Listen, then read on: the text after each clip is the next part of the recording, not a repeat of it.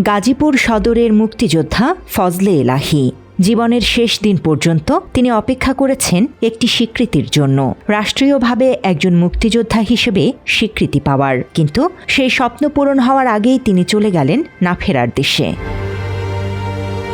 বুধবার মৃত্যুবরণ করেন ফজলে এলাহী। বিষয়টি নিয়ে সামাজিক যোগাযোগ মাধ্যম ফেসবুকে একটি পোস্ট দিয়েছেন অনুসন্ধানী সাংবাদিক ইলিয়াস হোসাইন। পোস্টে তিনি লেখেন, বর্তমানে ফজলে এলাহীর মরদেহ লাশবাহী ফ্রিজে সংরক্ষণ করে রাখা হয়েছে। পরিবারের সদস্যরা যুক্তরাষ্ট্রে অবস্থান করায় তার দাফনের সিদ্ধান্ত নেওয়া হয়েছে শুক্রবার। স্বজনরা যুক্তরাষ্ট্র থেকে দেশে পৌঁছালে এরপরই সম্পন্ন হবে দাফনের কাজ।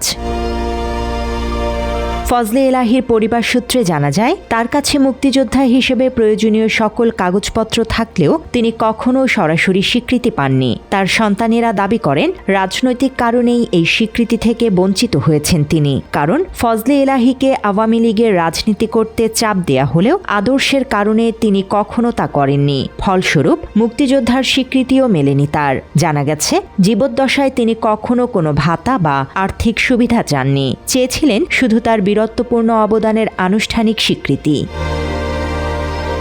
সাংবাদিক ইলিয়াস হোসাইন ফেসবুক পোস্টে এই বিষয়টি তুলে ধরে বলেন, ফজলে এলাহী ছিলেন একজন সৎ ও সম্মানিত মানুষ।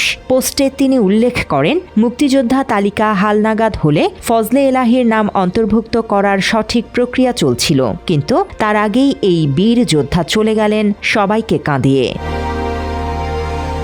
ফেসবুক পোস্টে ইলিয়াস হোসাইন অনুরোধ জানান, সরকারের সংশ্লিষ্ট কর্তৃপক্ষ যেন বিষয়টি বিবেচনা করে অন্তত দাফনের আগে ফজলে এলাহীকে রাষ্ট্রীয় মর্যাদা প্রদান করে। এতে করে একজন বীর মুক্তিযোদ্ধার প্রতি ন্যূনতম সম্মান প্রদর্শন করা হবে। এদিকে স্থানীয়দের মাঝেও এ ঘটনায় শোক ও ক্ষোভ বিরাজ করছে। তাদের দাবি, প্রকৃত মুক্তিযোদ্ধাদের যথাযথ মূল্যায়ন নিশ্চিত করা রাষ্ট্রের দায়িত্ব। ফজলে এলাহীর মতো অনেকেই নীরবে অবহেলায় জীবন কাটিয়ে যাচ্ছেন, যা স্বাধীনতার চেতনাকে প্রশ্নবিদ্ধ করে। অন্তত শেষ বিদায়ের সময় ফজলে এলাহীর জন্য প্রাপ্য সম্মান দাবি স্থানীয়দের। এখন সবার চোখ সরকারের দিকে। একজন অবহেলিত বীরের শেষ বিদায়ে রাষ্ট্র কি সম্মান জানাবে, নাকি তার স্বীকৃতির অপেক্ষা চিরতরে অপূর্ণই থেকে যাবে? News desk, Bangla addition.